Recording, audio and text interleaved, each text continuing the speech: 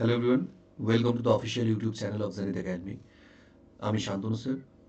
আজকে PSC clerkship part 2 মানে descriptive ইংলিশের প্রেসি রাইটিং এর উপর আমি একটা ক্লাস করাচ্ছি। তো এখানে আমি তিনটে আলাদা আলাদা প্রেসি তোমাদের দেখাবো উইথ আনসার, এবং তিনটে প্রেসি তিন রকমের।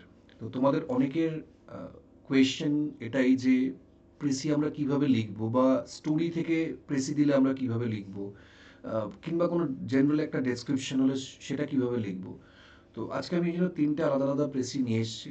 তো তিনটে প্রেসি তোমাদের পড়ে বুঝিয়ে এবং তার আনসার আমি করেছি, সেগুলো তোমাদের দেখাবো কিভাবে টাইটেল লিখবে, কিভাবে আনসার লিখবে। তো যেটা তোমরা দেখলে আই থিঙ্ক এক্সামে তোমাদের এই কনফিউশনটা ক্লিয়ার হয়ে যাবে। তো চলো আমরা শুরু করি। যেহেতু এটা একটা তিনটে প্রেসি করাবো, তো ক্লাসটা একটু লেন্দি হবে, সবাই একটু ধৈর্য ধরে দেখবে। তো প্রথমে দেখো, আমরা একটা জেনারেল একটা টপিক নিয়ে করাচ্ছি, যেটা সাধারণত প্রেসিতে এসে থাকে আর কি। তো প্রেসি বলতে আমরা বুঝি কি, যা জিস্ট করতে হবে, অনেকটা সামারি টাইপ। 1/3 আমাদের লিখতে হবে, তার মানে পুরো প্যাসেজটা পড়তে হবে, পুরো বুঝে তার 1/3 করতে হবে। তো সময় যেহেতু আমাদের হাতে কম, 9 থেকে 10 মিনিট ম্যাক্সিমাম হাতে টাইম আছে, তো তার মধ্যে খুব তাড়াতাড়ি আমাদের প্যাসেজটা পড়ে ওভারঅল ব্যাপারটাকে বুঝতে হবে। আর টাইটেলের ব্যাপারটা আমি সবাইকে বলে দিই, যদিও এটা কোনো রুল নয়, বাট বেশিরভাগ প্রেসিতেই যেটা হয়, প্রথম দুটো লাইন বা শেষের দুটো লাইনের মধ্যে কিন্তু টাইটেলটা লুকিয়ে থাকে। তো তোমরা এটা একটুখানি পড়ে বুঝে নেবে, তাহলে তোমাদের টাইটেলটা লিখতে সুবিধা হবে। যেমন ধরো এখানে কি বলছে, speech is a great blessing, but it can also be a great curse. For while it helps us to make our intentions and desire known to our fellows, it can also, if we use it carelessly, make our attitude completely misunderstood. তার মানে কি বলছে, speech আমাদের কাছে একটা খুব বড় আশীর্বাদ। মানে এই যে আমরা কথা বলছি, সেটার কথা বলা হচ্ছে স্পিচ, সেটা আমাদের কাছে খুব বড় একটা আশীর্বাদ, কিন্তু এটা আবার একটা বড় অভিশাপও হতে পারে।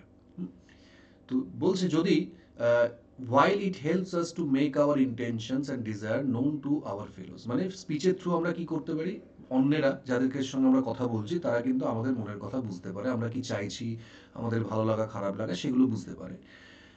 ইট can also, if we use it carelessly, make our attitude completely misunderstood. কিন্তু আমরা যদি স্পিচকে কেয়ারলেসলি ইউজ করি, ঠিকঠাক না ভেবে চিন্তে কথা বলি, তাহলে কিন্তু অন্য লোক আমাদের ভুল বুঝতে পারে। এটাই বলতে চাইছে, a slip of tongue, the use of an unusual or an ambiguous word and so on may create an enemy where we had hoped to win a friend. তার মানে আমরা এমন কোনো কথা বললাম যার অর্থটা অন্য কারো কাছে অন্য রকমভাবে প্রেজেন্ট হলো, কিংবা মিনিংটা ধরো ঠিকঠাক ক্লিয়ার হলো না, সেক্ষেত্রে কিন্তু আমি যাকে বন্ধু বানাতে যাচ্ছি সে আমার শত্রু হয়ে যেতে পারে, মানে আমাকে ভুল বুঝতে পারে। Again, different classes of people use different vocabularies, and the ordinary speech of an educated man may strike an uneducated listener as showing pride. Unwittingly, we may use a word which bears a different meaning for our listener from what it does to men of our own class. তার মানে কি বলছে যে প্রত্যেকটা ক্যাটেগরির মানুষের কাছে কিন্তু শব্দের ব্যবহার আলাদা আলাদা। মানে একটা শিক্ষিত মানুষ যেভাবে শব্দের ব্যবহার করে, একটা অশিক্ষিত মানুষ কিন্তু সেইভাবে শব্দের ব্যবহার করে না। তার মানে এখানে শব্দের ইউজগুলো কিন্তু আলাদা আলাদা হয়। এই জন্যই বলছে, একটা শিক্ষিত মানুষের একটা কথা যদি ঠিকঠাক করে সেটা বলতে না পারে, সেটা কিন্তু একটা অশিক্ষিত মানুষের কাছে কি মনে হবে, সে নিজেকে জাহির করছে। তার মানে প্রত্যেক ক্লাসের কাছে শব্দের ব্যবহার বা স্পিচগুলো কিন্তু আলাদা আলাদা হয়, সেটা আমরাও দেখেছি। তো সেই জন্য কিন্তু আমাদের খুব ভালো করে স্পিচটাকে ব্যবহার করতে হবে বা কথাবার্তা বলতে হবে। Thus, speech is not a gift to us lightly without thought. তার মানে স্পিচ অবশ্যই একটা আমাদের কাছে ব্লেজিং, কিন্তু এটাকে আমরা কখনোই লাইটলি নিতে পারবো না, এটাকে আমাদের সিরিয়াসলি নিতে হবে, but one which demands careful handling. Only a fool will express himself alike to all kinds and conditions of men.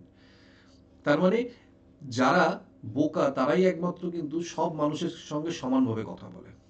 তার মানে আমাদের বুঝতে হবে যে কোন মানুষের সঙ্গে কিভাবে শব্দের আমরা ব্যবহার করব। যে পড়াশোনা একদম জানে না বা একজন অশিক্ষিত মানুষ, তার সঙ্গে আমরা যেভাবে কথা বলবো, সে যে ভাষাটা বুঝবে, একটা শিক্ষিত মানুষের সঙ্গে কখনো আমরা সেভাবে কথা বলতে পারবো না। So we have to be careful while speaking with others. এটাই মূল বিষয়। তারপরে দেখো এখানে প্রথমেই কিন্তু ওয়ার্ড আমাদের মানে টাইটেল বলে যে speech is a great blessing. তার মানে the passage is all about speech and words. ঠিক আছে, তো চলো আমরা দেখে নিই কীভাবে লিখতে হবে প্রেসিটা।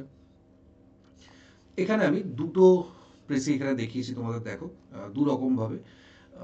প্রথমে দেখো টাইটেলটা আমরা দু রকমভাবেই দিতে পারি, কেয়ারফুল ইউজ অফ ওয়ার্ডস বা value of speech.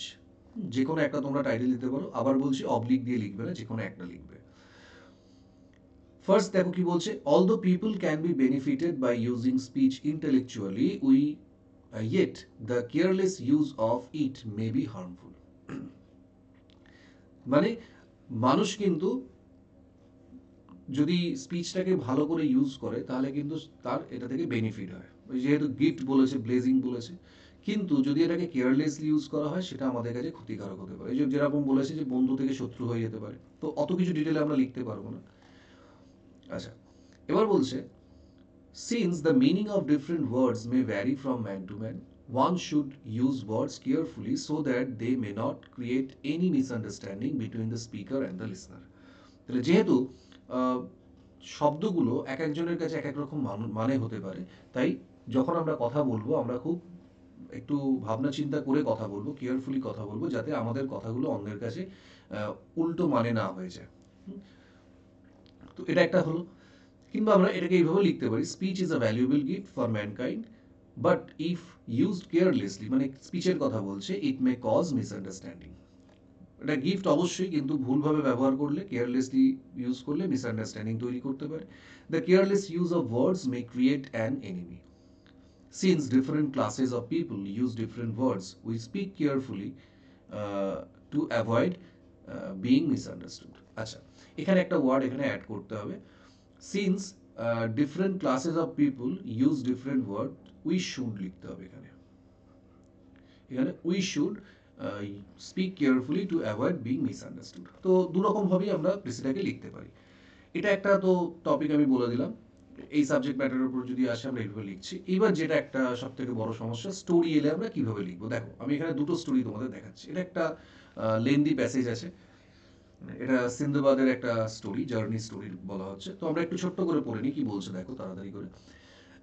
I design after my first voice to spend the rest of my days in Baghdad. I মানে কিন্তু এখানে ন্যারেটর বলছে, ঠিক আছে? এখানে কিন্তু কখনোই তোমরা আই বলে লিখবে না, এখানে ন্যারেটরের কথা বলা হচ্ছে, ন্যারেটর দিয়ে আমরা বলতে পারি। আচ্ছা, তাহলে কি বলছে, আমি আমার ফার্স্ট ভয়েসের পর আমি ডিসাইড করলাম যে আমি আমার দিনগুলো কি করব, বাগদাদে কাটাবো। But it was not long, ঠিক আছে? আচ্ছা, ever I গ্রিউ worry of an indolent life and I put to sea a second time with merchants of known probity। তার মানে কি বলছে যে আমি বেশি দিন থাকতে পারলাম না, আমি খুব অধৈর্য হয়ে গেলাম এবং ডিসাইড করলাম কি এবার আমি আবার সমুদ্র যাত্রা করবো। পুট টু সি মানে living the land on a voice. এবার আবার নতুন এক করে আমি সমুদ্র যাত্রা করবো এবং আমার যে মার্চেন্টরা আছে তাদেরকে নিয়ে। We embarked on board a good ship and after recommending ourselves to God set sail।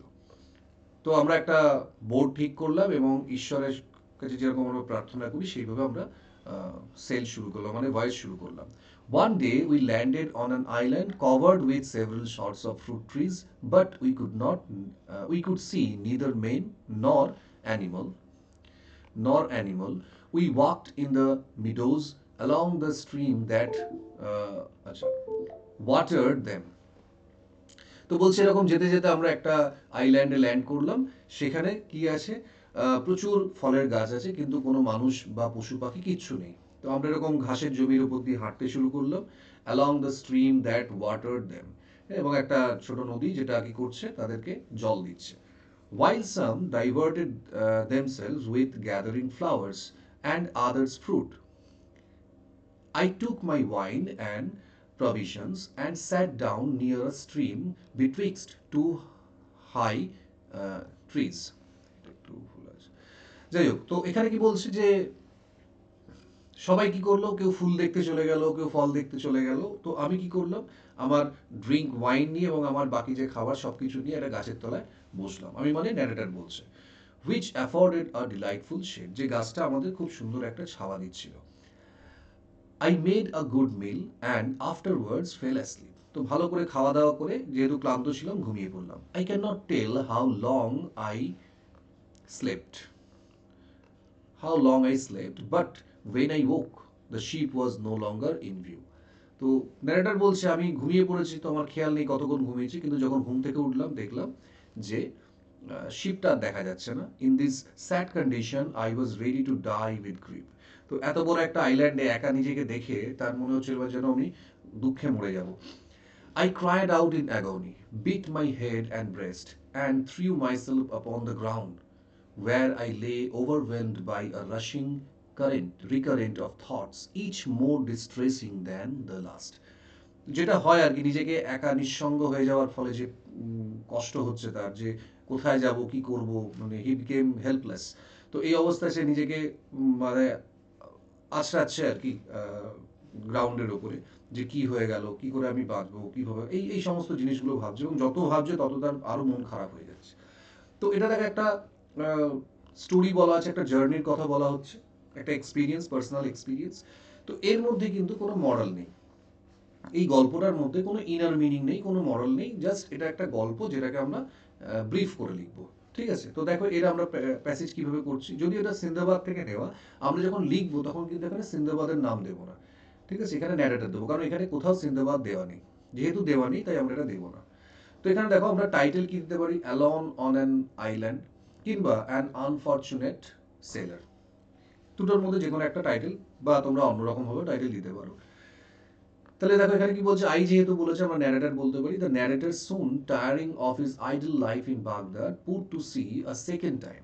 ওই যে বললো বাগদাদে থাকার কথা ভাবলো, কিন্তু বেশি দিন আর থাকতে পারলো না, তাই আবার সে সমুদ্র যাত্রায় বেরিয়ে গেল। তো এটা আমরা কি লিখবো, one day he and his companions landed on a fertile but inhabited land. Fertile কেন বলা হচ্ছে, ফুল ফল সবই ছিল, নদী ছিল, কিন্তু ইনহ্যাবিটেড কেন, কোনো প্রাণী ছিল না, কোনো পশু ছিল না, পাখি ছিল না, মানুষ ছিল না। ঠিক আছে, হি আচ্ছা, wandered about by himself for some time and after a hearty meal fell asleep. সে কিছুক্ষণ ঘুরে ঘুমিয়ে পড়ল। On awakening he found to his great distress, মানে খুব দেখে সে খুব মানে কষ্ট পেল আর কি। কি দেখলো, যে had or that his friends had gone, that his friend had gone and the sheep had left without him. তার মানে অবশেষে কি দেখলো, সে সবাই চলে গেছে এবং শিপটাও তার কাছে আর নেই। সবাই তাকে ছেড়ে চলে গেছে, মানে হি ওয়াজ লেফট অ্যালোন, এইভাবে আমরা বলতে পারি। ঠিক আছে, তো দেখো এর মধ্যে আমরা কোনো ইনার মিনিং পেলাম না। এই ধরনের যদি গল্প দেয়, জাস্ট স্টোরিটাকে জিস্ট করে আমরা লিখে দেবো। এবার একটু ওয়ার্ডগুলো তোমাদের একটু কাউন্ট করে নিতে হবে, ওখানে কতগুলো ওয়ার্ড আছে তার 1/3 করে আমরা এখানে লিখবো। এবার এখানে দেখো আমরা ফ্রেন্ডের কথা কিছু বলিনি, ফুল ফল ওখানে দেখছে গাছের তলায় শুয়ে আছে, সেগুলো আমরা কিছু বলিনি। যদি মনে হয় যে আমার কাছে আরো 20টা 25টা ওয়ার্ড এক্সট্রা আছে, লেখা যেতে পারে, তখন সেগুলো আমরা দিতে পারি। বাট ছোট করে যদি লিখতে হয় 1/3 এর মধ্যে, তো ওগুলো না দিলেও চলে, মূল বিষয়টা দিলেই হবে, যেটা দেখে আমরা বুঝতে পারবো কি বলতে চাইছে। ক্লিয়ার? এবার আসি দেখো আর একটা গল্পে। আচ্ছা, এখানে একটা প্যাট্রিজের গল্প বলা হচ্ছে, একটা তিতির পাখির গল্প। দেখো এই গল্পটাকে ভালো করে পড়ে নেবো। Partridge had a nest in a wheat field. তো একটা পাখি, এটা তিতির পাখি, এটা পাখির বলছি আমি, পাখির নেস্ট ছিল একটা গমের খেতে। In it she had her young ones just old enough to fly. তো সেই বাসাতে তার কিছু বাচ্চা ছিল যেগুলো ওড়ার জন্য রেডি হয়ে গেছিল। One day, the owner of the field came with his son to examine the crop. After seeing the wheat, he said to his son, the crop is ripening. So go to our neighbors and request them to help us gather the harvest. তো সেই গমের ক্ষেতের যে মালিক, সে একদিন এলো গমগুলো দেখার জন্য। কি দেখলো, যে গমগুলো পেকে গেছে। তাই সে তার ছেলেকে বলল, গম পেকে গেছে, যাও প্রতিবেশীদের খবর দাও, যাতে তারা আমাদের এই হারভেস্টিংয়ে সাহায্য করে বা কাটতে সাহায্য করে। The young partridges were very much frightened, but the mother bird told them that one who asked one's friends for help in the harvest could not be in earnest. Earnest মানে সিরিয়াস বোঝাচ্ছে। তো যখন এটা শুনলো, তখন ওই পাখির বাচ্চাগুলো তো ভয় পেলো যে এবার হয়তো গম ক্ষেত কেটে দিলে আমরা কোথায় থাকবো। কিন্তু তার মা এটা বুঝতে পেরেছিল, তাই তাদেরকে সান্ত্বনা দিল বা অ্যাসিওর করলো যে ডোন্ট ওয়ারি, হ্যাঁ, ভয় পাওয়ার কিছু নেই। যে লোক অন্যের ওপর নিজের কাজের জন্য অন্যের ওপর ভরসা করে থাকে তার মানে বুঝতে হবে সে কাজ হবে না এবং সে ওই কাজের ব্যাপারে সিরিয়াস নয়। Really, nobody came to reap the crop for some time. সত্যি কেউ এলো না কিছুদিন ধরে। A few days later, the owner came again with his son, finding the crop overripe. He said to his son that they must come themselves the next day with their own laborers. তো কিছুদিন পর যখন ওনার এলো এসে দেখলো যে গম আরো পেকে গেছে কিন্তু কোনো প্রতিবেশী আসেনি। কেন আসবে? কারণ প্রতিবেশীদের তো কিছু পাওয়ার নেই। তার কাজ কেন অন্যেরা করবে, তাই না? তো সেই জন্য দেখলো যে যখন কেউ আসেনি তখন সে বুঝলো যে না, অন্যকে দিয়ে আর কাজ হবে না, অন্যের উপর ভরসা করে থাকলে আমার কাজ হবে না। তাই সে ডিসাইড করলো যে পরের দিন এসে আমরা নিজেরাই কাজগুলো করে নেবো এবং আমাদের কিছু লেবারারকে নিয়ে আসবো, মানে কিছু মজুরদের নিয়ে এসে কাজ করাবে আর কি, মানে নিজেই ইনিশিয়েটিভ নিয়ে কাজটা করবে। The partridge felt that the man mint business this time. এখানে মিন্ট বিজনেস মানে কিন্তু এখানে কোনো ব্যবসার কথা বলছে না। প্যাট্রিজ এবার বুঝতে পারলো কথাটা শুনে যে না, যেহেতু লোকটা বলছে নিজেই কাজ করবে তার মানে he will definitely do the work.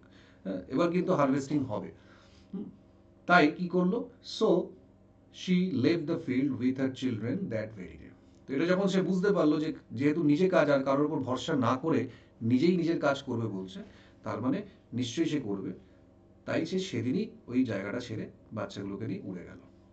তার মানে দেখো এই গল্প থেকে আমরা একটা মডেল পাচ্ছি, একটা কিন্তু লেসন আছে এখানে যে self help is the best help, তাই না? আমাদের সবসময় কি উচিত? নিজেকে সাহায্য করা, নিজের কাজ নিজে করা। এই জন্য একটা কথাই বলে না, god helps those who help themselves. তো এখানে ব্যাপারটা ওরকম আর কি। তো এইভাবে আমরা ভাবতে পারি গল্পটাকে। আবার আমরা এইভাবেও দেখতে পারি যে এই যে প্যাট্রিজ মানে এই যে পাখিটার কথা বলা হচ্ছে, he was a very it was a very witty bird, তাই না? প্রচণ্ড বুদ্ধিমান একটা পাখি ছিল। তবেই তো সে বুঝতে পেরেছিল, ওনারের কথা শুনে একটা পাখি বুঝতে পেরে গেছিল সে আদৌ কাজ হবে না কখন হবে না। তার মানে আমরা এই পাখিটার পয়েন্ট অফ ভিউ থেকে ব্যাপারটাকে ভাবতে পারি। তো সেক্ষেত্রে একরকম টাইটেল হবে, লেখাটা একরকম হবে। আর যদি আমরা এটাকে একটা স্টোরি মানে মরাল লেসন আছে যেখানে, সেটা হিসেবে ভাবি তখন আর একরকম হবে। কিছু কিছু প্যাসেজ থাকবে যার হয়তো দুরকম মিনিং হতে পারে। তার মানে এই নয় যে একটা ঠিক আর একটা ভুল। তুমি যেটা লিখবে it must have its own logic. তো সেই লজিক দিয়ে যদি তুমি লিখতে পারো তাহলে কিন্তু নাম্বার পাবে। তো চলো আমরা শুরু করে দেখি এটা আনসারটা কি হতে পারে। এখানে দেখো আমরা এখানে টাইটেল দিতে পারি আ উইটি প্যাট্রিজ। তো কখন লিখবো? যখন আমরা এই পাখিটার ব্যাপারটাকে এমফাসিস করব। আর না হলে value of self help, self help বা ইম্পর্টেন্স অফ সেলফ হেল্প, ভ্যালুর জায়গায় ইম্পর্টেন্স আমরা দিয়ে দিতে পারি। তো সেলফ হেল্পের প্রয়োজনীয়তা বা মূল্যটা কি। তো আমরা কি লিখছি দেখো, প্রথমে গল্পটাকে ছোট করে লিখছি এই ভ্যালু অফ সেলফ হেল্পের টাইটেল দিয়ে। Once a partridge lived in a wheat field with her offspring. One day when she heard that the আচ্ছা ওনার, এখানে একটু টাইপিং মিস্টেক আছে, একটুখানি দেখে নিও। Owner was planning to harvest the right crop by the help of neighbors. She did not worry as she knew that the plan would not be executed due to the dependency of the owner on others. তো যখন বলছে কি যে শুনলো যে ওনার বলছে যে এবার আমাদের প্রতিবেশীদের সাহায্য নিয়ে গাছগুলো কাটতে হবে, তখন সে কিন্তু একদমই চিন্তা করলো না, কারণ সে বুঝেছিল যে অন্যের ওপর ডিপেন্ড করে আছে যখন কোনো কাজ হবে না। ঠিক আছে? আচ্ছা,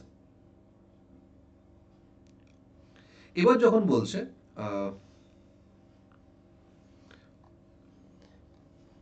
কোথায় গেল, হ্যাঁ, but owner when the owner decided to cut the crops himself, the bird flew immediately with her children, suspecting the upcoming danger.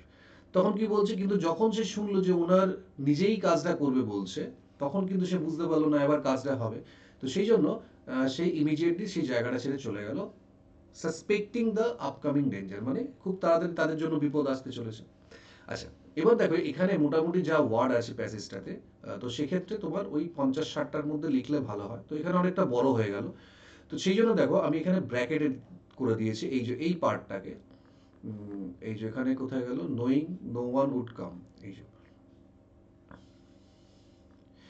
এখানে she knew that the plan would not be executed. এই যে এতটা বড় লাইনকে আমি, তোমার যদি মনে হয় শব্দ বেড়ে যাচ্ছে, আমাদের তো প্রেসি 1/3 লিখতে হবে, সেক্ষেত্রে এটাকে ছোট করে আমরা লিখতে পারি এইভাবে, নোয়িং নো ওয়ান উড কাম।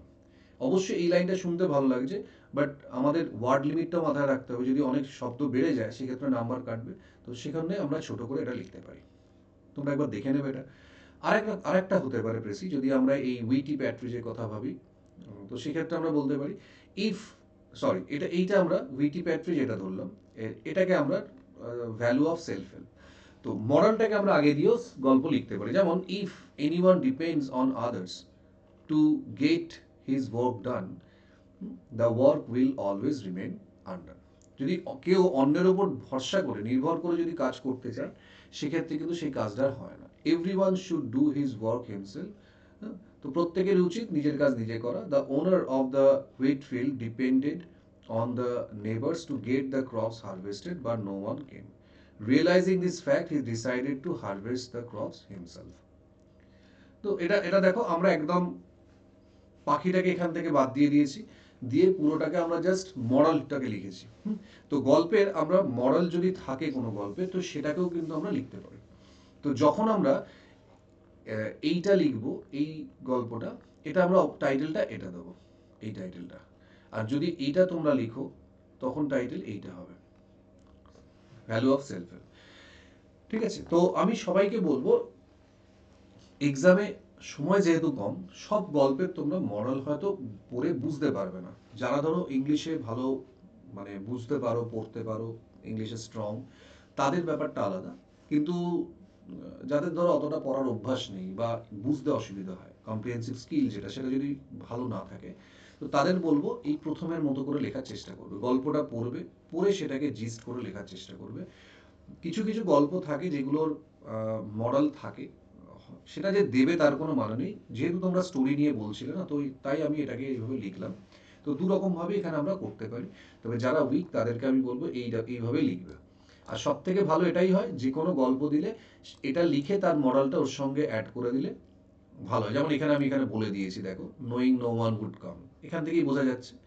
ঠিক আছে? তো খুব কম গল্প থাকবে যেখান থেকে তোমার এইভাবে মরাল লেখা যায়, তবে লেখা যেতে পারে। হ্যাঁ, যেহেতু বেশি মানে ইনার মিনিংটা বুঝতে চাইছি, তো এটা লেখা যেতে পারে। তো তোমরা তোমাদের মতো করে একটুখানি গল্পটা ভালো করে পড়ে নেবে। যদি দেখা যায় যে এই আগের গল্পের মতো সিন্দাবাদের যেটা বললাম, এটা কিন্তু জাস্ট একটা স্টোরি, এর মধ্যে কোনো মরাল নেই, জাস্ট এটাকে আমরা ওয়ান থার্ড করে লিখবো। কিন্তু এই ধরনের গল্প দিলে অনেক সময় আমাদের মরালটা লিখতে হয়, তো সেক্ষেত্রেও বুঝতে হবে। অনেক গল্প এমন থাকে, তুমি যদি মরাল লেখো শুধুমাত্র 2 লাইনে হয়তো শেষ হয়ে যাবে। কিন্তু সেই জন্যই বলছি, সব থেকে বেস্ট ওয়ে হচ্ছে গল্পটা লেখো, লিখে তার মরালটাকে তার সঙ্গে অ্যাড করে দাও, তাহলে কিন্তু আর সমস্যাটা থাকবে না। ঠিক আছে? তো আমি 3টে প্রেসই তোমাদের দেখালাম, তোমরা একটুখানি দেখে নেবে। যদি কোনো জায়গায় কোনো টাইপিংয়ে বা কোনো জায়গায় সেন্টেন্সে ভুল থাকে, আমার চোখে পড়েনি, তোমরা সেটা অবশ্যই আমাকে কমেন্টে জানাবে। আর কেমন লাগলো ক্লাসটা সেটাও কমেন্টে জানাবে। ভালো লাগলে সবাই চ্যানেলটাকে সাবস্ক্রাইব করো, বন্ধুদের সঙ্গে শেয়ার করো ভিডিওগুলো, যাতে তারাও আপকামিং সমস্ত ভিডিওগুলো দেখতে পারে। তো আবার দেখা হবে নতুন আর একটা ক্লাসে।